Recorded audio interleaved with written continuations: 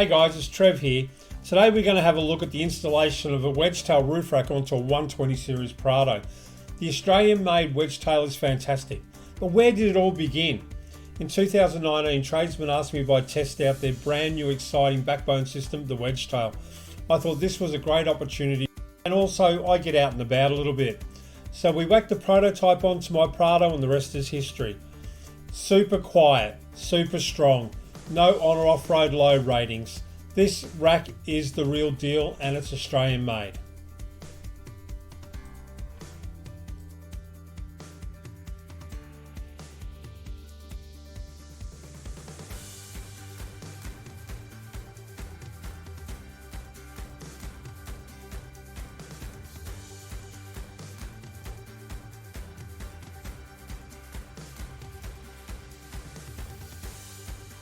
We did all our unboxing and got the rack out and laid it down on the floor of the shop. Put the backbone rails on loosely and then we cleaned out the channels. We made sure the channels are nice and clean. We used the air compressor on my Prado with the ARB sprayer. A bit of Cyclo Max Clean just to give it a good edge. And we got it all prepared. You got to make sure you have a really good adhesive sealant. We use a Sikaflex. It's a good hardy wearing sealant. Underneath, into the holes, around the holes, and it will give it a really good seal, because the last thing you want is water ingress into the holes. So we made sure that it was sealed up nicely. We recommend you use a hex key for putting in the bolts into the mounts into the channel.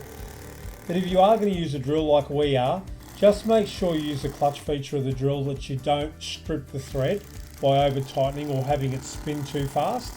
It's a really important factor, because the last thing you want to do is spin the thread or strip the thread.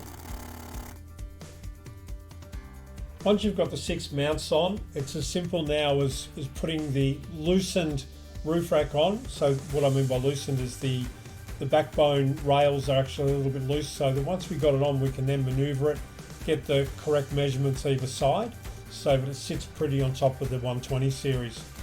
We had a couple of helpers there. The rack is only 27 kilos, so it's pretty easy to do. 2 people could do it easily, but we had a couple of heads around the shop, so we used up the resources we had. Now once you've got the platform onto the roof, tighten up the backbone rails to the 6 mounts so they're nice and tight.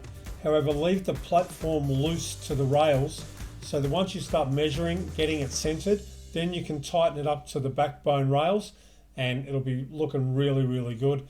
Very simple, but make sure it's nice and centered to the rails. We're pretty much finished now, so we've got it nice and tight, it's centered. We've made a really good sealant, so the holes are completely sealed. I did neglect to mention earlier that the wind deflector, it gets bolted on when you have it on the floor when you're assembling the rails to it.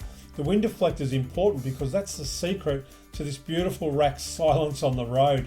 I can sit 110 kilometers an hour and you do not hear the wedge tail, it's gold.